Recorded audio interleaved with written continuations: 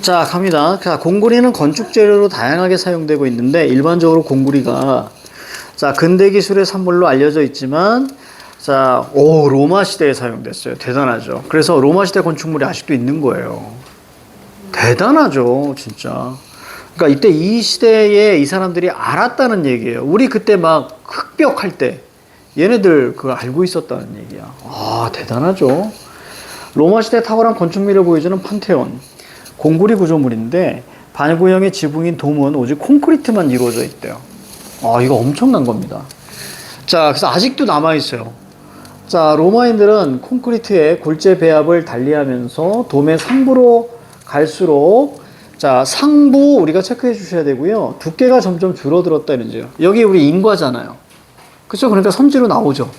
그러니까 상부로 올라갈수록 자, 두께가 줄어들었니? 이렇게 묻는 게 그렇죠. 2번에 1번 선지로 이렇게 나오는 거예요. 그러니까 이게 사실 체크가 되어 있어야 했었고 그래서 실시간으로 바로 풀 수 있어야 되는 거예요. 인과로 나오는 거예요. 자, 뒤에는 중요하진 않아요, 사실. 돔 지붕이 지름 45m 남짓의 원형 자, 내부 공간과 이어지도록 했고요.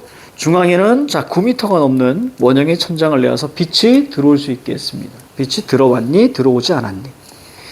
자, 콘크리트는 시멘트와 모래와 자갈 등의 골재를 섞어서 물로 반죽한 혼합물. 그러니까 골재라는 것은 모래와 자갈입니다. 콘크리트에서 결합제 역할을 하는 자, 시멘트가 물을 만나면 자, 뭘 띄어요? 점성 이런 거 체크해 주면 되겠죠?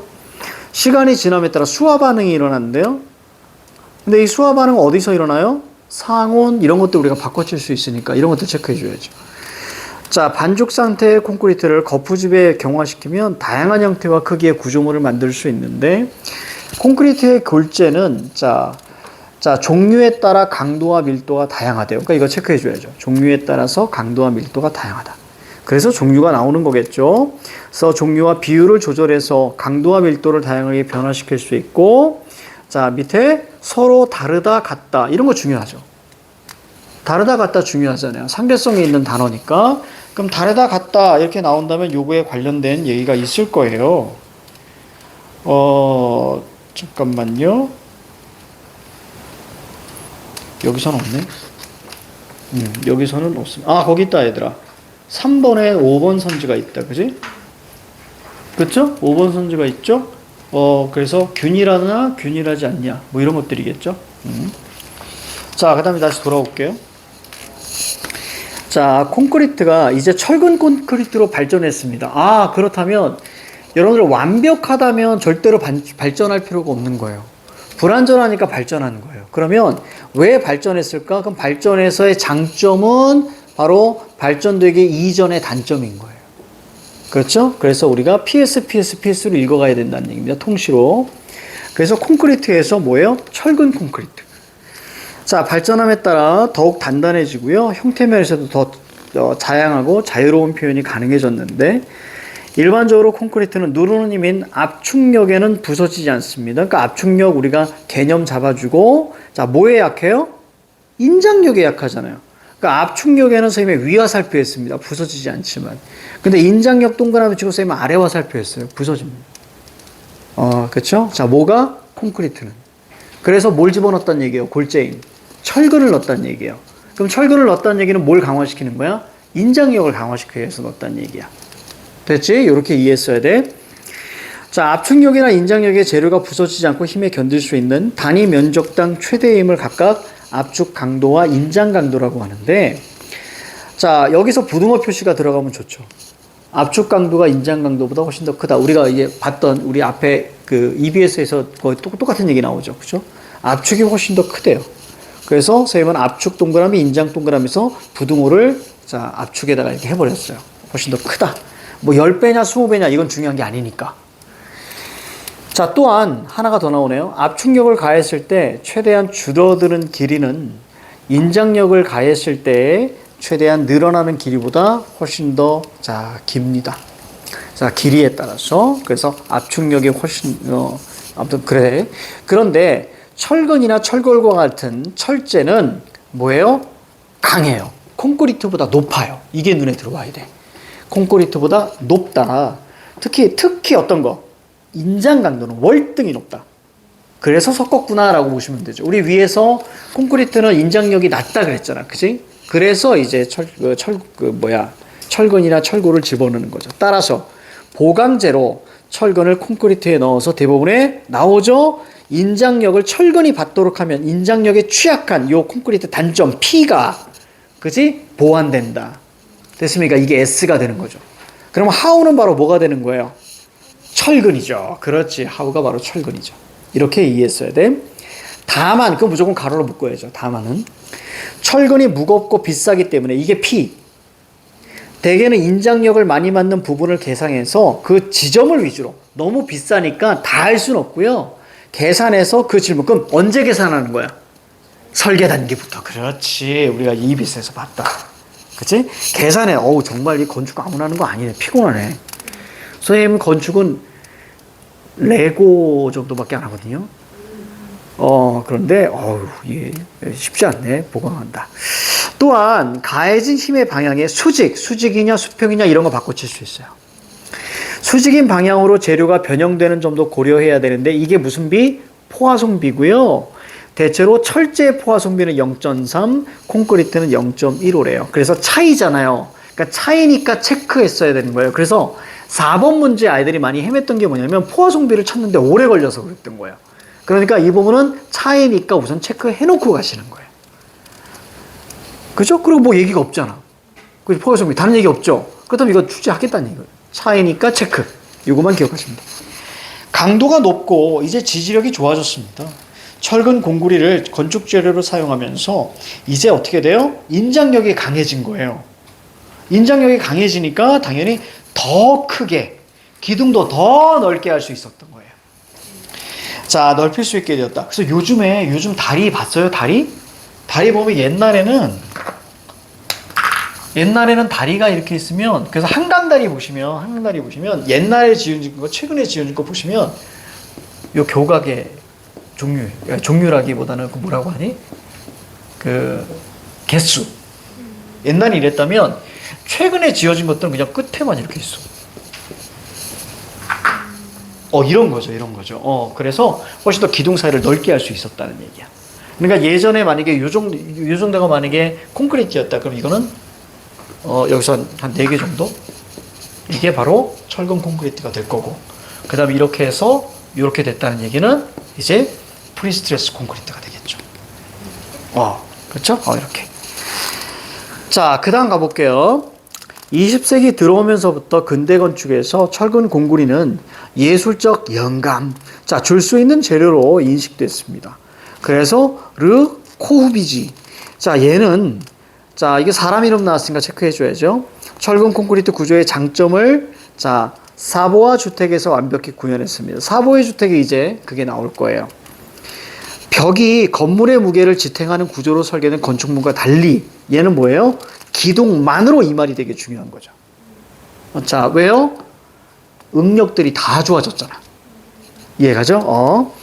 그래서 공중이 건물에 떠 있는 게 아니고 건물이 공중에 떠 있는 듯한, 그렇죠? 이런 거 비유 체크해 줘야 되는 거예요. 비유. 선지 나올 수 있으니까 늘 비유. 2층. 그러니까 다시 말하면 뭐예요? 층이 나누어져 있는 거예요. 층이 나누어져 있어요. 2층. 그래서 요거에 해당하는 게 여러분들 2번 문제에서 5번이죠. 사보아 주택은 층이 나누어져 있어요. 그러니까 여기서 우리가 딱 봤을 때 우리는 뭘 보는 거예요? 개방감이 확보했니 안 했니 이것보다도 구분됐니 안 됐니로 나오겠다라는 의도를 우리가 파악해 줘야 되는 거야. 구분했니 안 했니. 그러니까 2층이 나오는 순간 구분한 거죠. 선생님은 복층 별로 안 좋아해요. 복층. 우리가 집 같은 경우 보면 나중에 여러분들 오피스텔 만약에 산다면 거기 사신다면 복층으로 돼 있잖아요. 천장이 되게 높으니까 개방감도 있고 되게 시원한 느낌을 받는단 말이에요. 단점이 뭔 줄 알아요? 벌레를 잡을 수가 없어요. 그래서 펜션 같은 데 가면 복층이잖아요. 그러면 저기 꼭대기에 나방을 본체로 잠이 들어야 돼요. 그래서 선생님 복층을 안 줘요. 내가 나중에 모르겠어요. 지금 생각해서 만약에 내가 집을 만약에 뭐 전원주택이든 뭐든 간에 시골에서 내가 산다면 절대로 2층을 안 삽니다. 1층만 있는 거.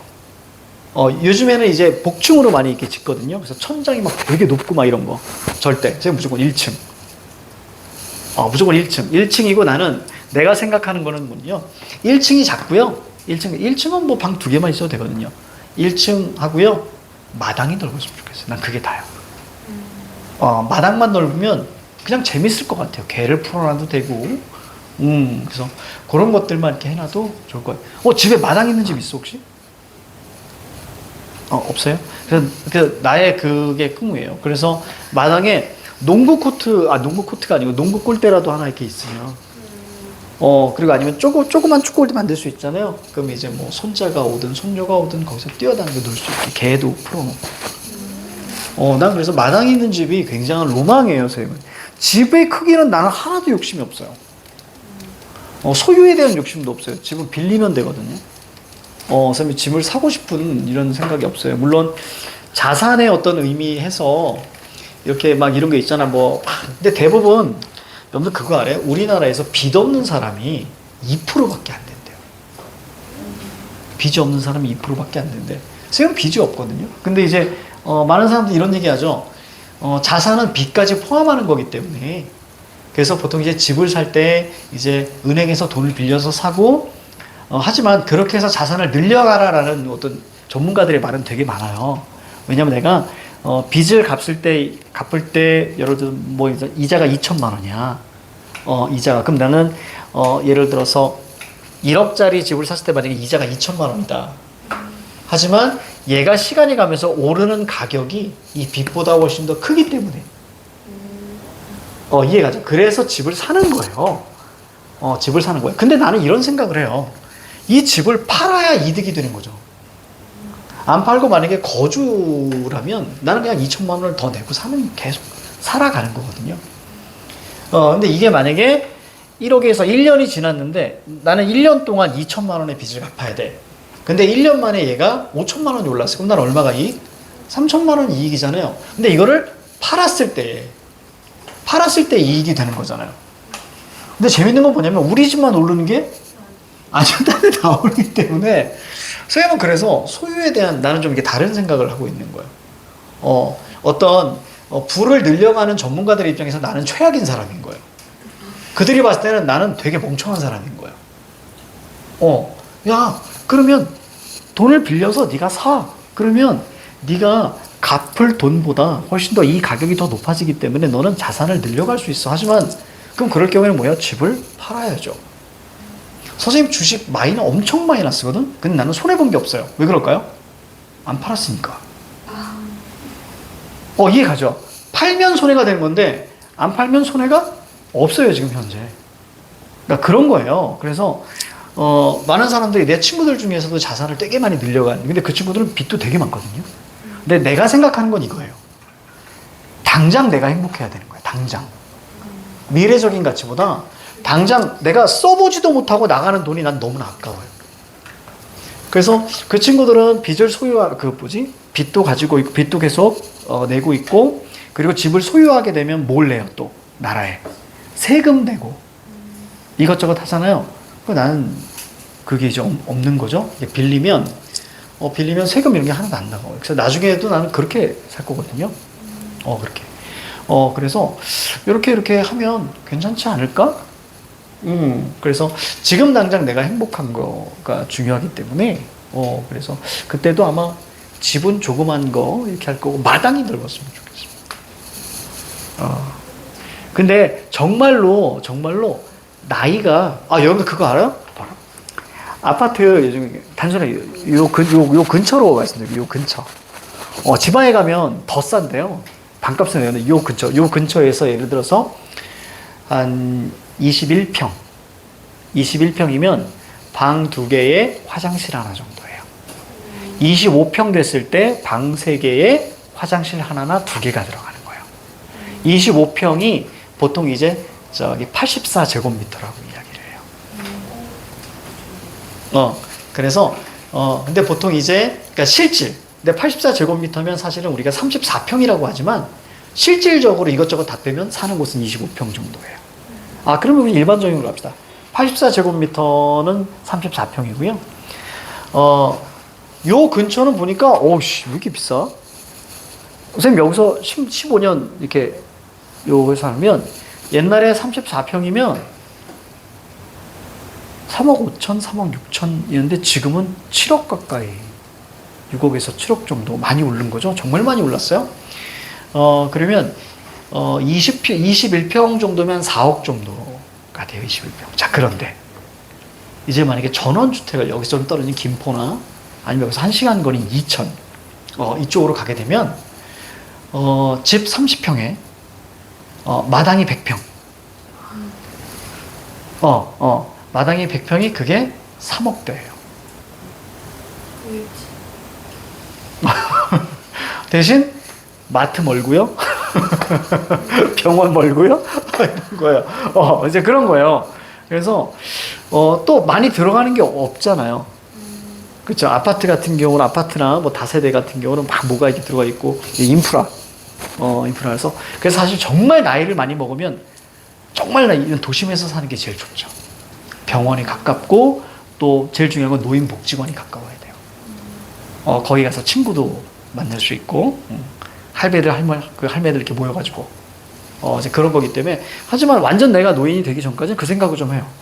그래서 사고 싶은 게 아니라 그냥 잠깐 거기 가서 1년 정도 살아보는 건 어떨까? 그래서 정말 괜찮으면 사는 거고요. 살아보고. 근데 그런 단독주택은 단점이 있어요. 내가 다 해야 돼요. 눈 오면 내가 직접 치워야 되고요. 그리고 너무 떨어져 있는 시내하고 너무 떨어져 있으면 기술자가 오는 것도 쉽지 않아요. 그래서 내가 직접 다 해야 돼요. 되게 부지런해야 돼요. 부지런하고 집이 어차피 낡아가니까. 하지만 마당 있는 집에 한번 살아보고 싶긴. 보통 남자들의 로망이죠. 여자들은 별로지. 아파트가 제일 편하지 않아요? 아파트나 아니면 연립 이게 제일 편해요. 근데 남자는 의력이 어떠니? 마당 있는 집에 살고 싶긴 하니? 그래. 선생님은 어렸을 때부터 있었어. 그래서 거기다 개 키우고 이렇게 하고 싶어. 좀 그런 게 있습니다. 그리고 만약에 손주 손녀가 오면 거기다가 뭐 이렇게 튜브 같은 거 해놓고 나서 수영장도 만들어줄 수 있잖아요. 물론 1년에 한두 번이겠으나 그렇죠? 어렵다? 자 보세요. 집값이 너무 많이 올라가지고. 자, 여러분들은 어떻게 하셔야 돼요? 선생님처럼 하면 안 돼요. 여러분들은 나중에 경제 공부 많이 해서 그런 어떤 빚도 자산이 되면서 하나씩 늘려가는 나쁘지 않을 것 같아요. 선생님은 워낙 소유에 대한 개념이 많이 낮아서. 자, 그래서 누군가 그래요. 너는 스님이 돼도 잘 살 거라고. 스님이 될 거라고. 그럼 늘 얘기하자. 난 두상이 안 이뻐서 안 돼. 자, 갈게요. 자, 이제 철근 콘크리트는 근대 이후 가장 중요한 건축 재료로 사용되어 왔지만 인장 강도를 높이려는 연구가 계속되는 거예요. 자, 그러면 그래서 나온 게 프리스트레스가 아니라 프리스트레스트 콘크리트가 등장합니다. 자, 다음과 같이 제작이 된대요. 그러면서 제작 과정이 쫙 나오면서 자, 뭐가 나옵니까? 킴벨 미술관이 나오게 돼요. 그럼 이거에 대한 특징이 그쵸? 선지로 나올 거고요. 자, 넘겨봐요. 자, 이 간격은 프리스트레스 콘크리트 구조로 활용했기에 구현할 수 있었고 일반적인 철근 콘크리트로는 구현하기 어려웠습니다. 이 구조로 이루어진 각 지붕의 틈새로 빛이 들어와요. 자, 그리고 나서 이처럼 재료에 대한 기술적 탐구는 언제나 새롭다. 이러고 우리가 마무리. 됐죠? 전체 흐름. 요거 뭐 보기나 이런 것들로 나올 수 있을 것 같기도 해요. 워낙 아주 밀접한 이런 거. 요거 읽자마자 이 지문이 딱 생각났어요. 자, 혹시 학교에서 뭐 새로 또 나간 거 있니? 종합? 그거 좀 적어줘야지 선생님한테.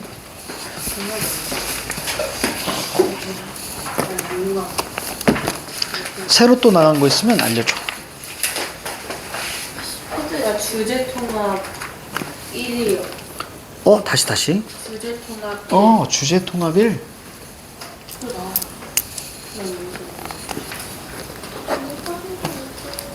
어디 갔지?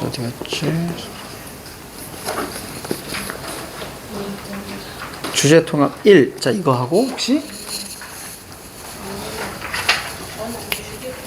다음 주에는 우리가 다른 문제들도 다 드릴 거예요. 지금 우리가 나무만 나가고 있는데 다음 주에는 뭐 세모 뭐 이런 거 있어요? 왜냐면 선생님이 여기 뒤에는 막 이런 거 삼는다고 이러시고 있었어요.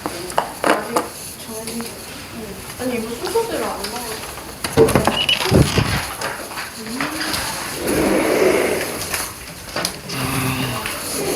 어쨌든 내가 어디서 무슨 말했어요?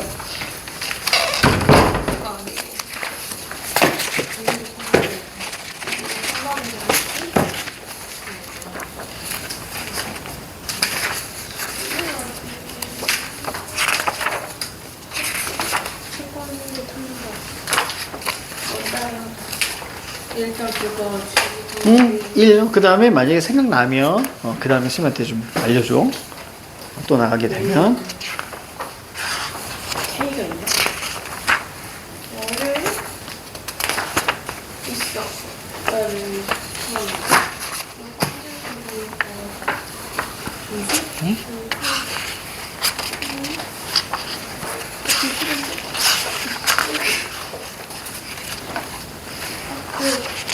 육모 들어간다 그랬어. 용모? 아, 육모 들어간다 그랬어? 알았어. 그거 딱 들어가면 쌤한테 알려줘. 어떤 게 들어가는지. 저 몰라. 연계는 아직 확실한 거 보여주면 어차피 쌤 그거 준비하고 있을 거야. 근데 화작은 들어. 어? 화작. 화작, 육모 화작 들어가니? 네.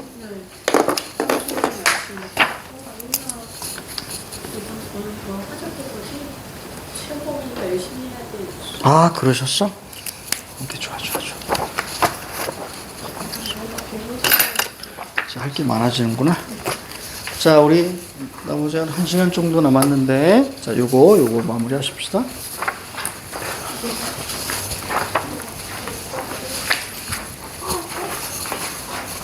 됐어. 하긴 진짜 바보거든 나오고.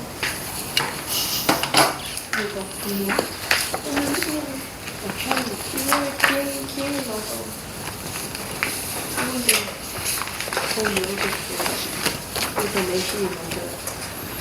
그죠? 동요가가 기행문이죠? 그래서 쌤이 예전에 나올 가능성 높다 그랬지, 그지? 기행. 그냥 팬분이 나왔어 이제. 자, 됐어요. 자, 이제 여러분들, 자, 6. 어쨌거나 이번에 보셨겠지만, 자, 고전시가 연계, 그 다음에 이제 현대시 연계.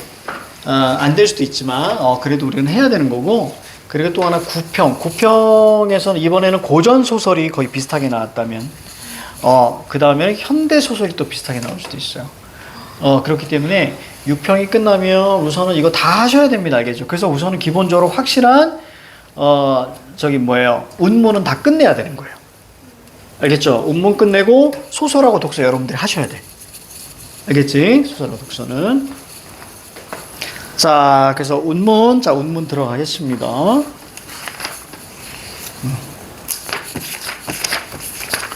그 다음에 수완도 있어요. 어머나.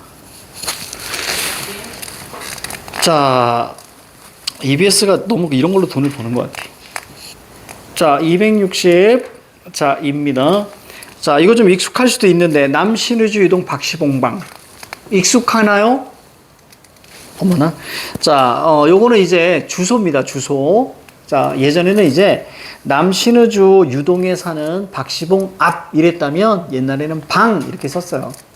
아주 옛날식이야, 옛날식. 뭐뭐 앞. 이거 주소 형식이에요. 그래서 전체가 서간체입니다, 사실은. 자, 갈게요. 어느 사이에. 이마에 그거 왜 붙이고 있는 거야? 자. 이 녀석이 이런 똘끼가 있구만. 자, 나도 그런 거 좋아해. 자, 어느 사이에 나는, 자, 아내도 없고, 자, 또 아내와 같이 살던 집도 없어지고, 그리고 살뜰한 부모며 동생들과도 멀리 떨어져서 그 어느 바람 세찬 쓸쓸한 거리 끝에 나는 헤매었습니다. 그래서 우리가 요런 얘기가 딱 나왔다는 건 얘도 우리가 이제 소시민이다 라고 우리가 봐도 되겠죠? 그러면 당연히 느낌 보일 거예요. 아, 고단한 삶으로 가는구나, 전체. 물론 백석은 여기서는 성찰 깨달음인데, 자, 가볼게요. 나는 헤맸습니다. 타양에서. 날도 저물어서 자, 바람은 세게 불고요. 추위는 더해 오는데 어둡다, 거세다, 차갑다 모두 있습니다. 그죠? 나는 어느 목순에 바로 박시봉, 이름이 시봉이에요. 집에 헌 자리를 깐 어느 한 방에 들어서 새를 살았다 이런 얘기예요. 그래서 유랑하다가 쉬는 공간. 이리하여 나는 이 습내나는 춥고 누긋한 방에서 낮이나 밤이나 나 혼자도 너무 많은 것 같이 생각해 나 혼자를 감당할 수 없었습니다. 나 혼자도. 디롱배기에 북덕불이라도 담겨오면 되게 향토적이죠? 이런 것들. 그것을 안고 손을 쬐며 제 위에 뜻없이 글자를 쓰기도 하고 또 문 밖에 나가지도 않고 자리에 누워서 머리에 손깍지 베개. 너무 말 예쁘지 않니? 뭔지 알죠? 이거 너무 예쁘지 않니? 손깍지 베개를 하고 굴기도 하면서 무기력합니다. 상실감, 무기력. 지금까지 이 얘기. 그래서 난 뭘 느껴요? 슬픔을 느끼고요. 어리석다라는 걸 느껴요. 그래서 소처럼 계속하여 새김질하는 것이었다. 반복해서 생각하는 것뿐이었다. 내 가슴이 꽉 메어올 적이나 내 눈에 뜨거운 것이 핑 괴일 적이며 또 내 스스로 화끈 얼굴이 붉도록 부끄러울 적이며 나열했습니다. 나는 내 슬픔과 어리석음에 눌려 절망했다. 죽을 것 같았다. 이렇게만 이해하시면 돼요. 그러나 여기서 우리가 어떻게 돼요? 시상의 전환이 이제 일어나는 거죠. 그러나 나는 잠시 뒤에 고개를 들어서 상승임이지 하얀 문창을 바라보던가 또 눈을 떠서 높은 천정을 쳐다보는 것인데 이때 나는 내 뜻이며 힘으로 나를 이끌어가는 것이 힘든 일인 걸 생각하고 내 의지로 살아가는 것이 힘들다고 생각하고 이 의지들보다 더 크고 높은 것 이게 뭘까요? 운명이에요. 그래서 오른쪽에 나를 마음대로 굴려가는 것을 생각하는 것. 즉 이건 운명인가 봐. 그치? 운명에 맡겨야지. 이렇게 되면 갈등이 해소가 돼요. 운명에 체념하는 순간 갈등이 해소가 되는 거예요. 사실은. 그쵸? 이거 운명인가 봐. 결국 탓은 뭐예요? 내 탓이 내가 잘못한 게 아니라 정해져 있는 거니까 이건 당연하게 받아들이면서 운명이 해소가 되는 거예요. 이렇게 여러 날이 지나는 동안에 어떻게 됐어요? 가라앉았어요. 안정됐어요. 운명이라고 생각하니까. 그리고 참 적적한데 여기서 외로움을 고독이라고 보시면 안 돼요. 그냥 적적하다. 혼자 있으니까 적적하다. 드는 쯤 해서는 더저 나룻손에 살랑살랑 싸랑눈이 와서 문창을 칠 때가 있었는데 나는 이런 저녁에는 그 따뜻한 화로를 더욱 가까이 끼면서 무릎을 꿇어보고 먼 산 옆에 따로 외롭게 서서 밑줄 한번 쳐보고요. 위에 외로운 생각만이 드는 거 엮어보세요. 처지가 일치해요. 그렇죠? 외로이 서서 어두워 오는데 요거 세모 돼 있죠? 하얗게 눈을 맞고 있는 그 마른 잎새에 살랑살랑 소리도 나며 눈을 맞을 그 드물다는 굳고 바른 갈매나무를 생각했다. 나하고 비슷하죠? 외롭게 있는 거예요. 그리고 시련이에요. 하지만 얘는 어때요? 굳고 발아요. 그래서 동일시로 마무리되는 거예요. 그러면서 얘는 어떻게 하겠니? 지금의 상황을 이겨내는 거죠. 되게 중요한 시예요. 그래서 삶의 의지입니다. 굳이 얘기한다면 이렇게 얘기하면 조금 더 깔끔할 수 있어요. 가볍게 얘기하면 여기가 빵, 슬픔, 어리석음 여기 있죠? 그렇죠? 이 녀석은 절망일 거예요. 빵입니다. 여기가 바로 뭘까요? 운명이죠. 운명론적 세계관이 여기입니다. 그래서 외로운 생각만 들 때 결국에는 여기가 상승이 되죠. 플러스 마이너스 했을 때 여기서 갈매나무가 여기 있는 거죠. 그래서 이 녀석이 이제 동일시 되면서 결국 얘는 의지적으로 되는 거죠. 굳이 얘기한다면 시 자체가 이렇게.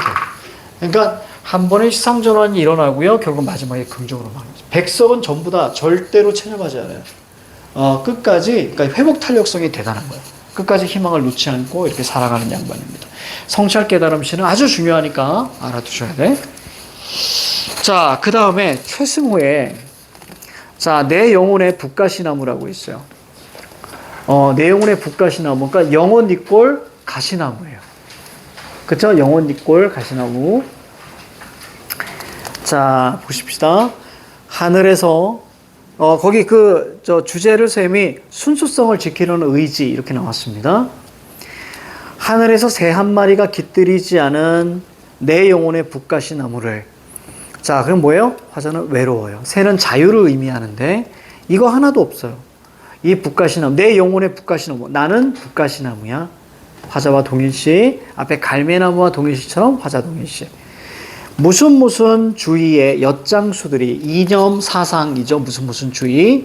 엿장수들이 가위질한 지 좀 오래되었다. 이념을 강요했다.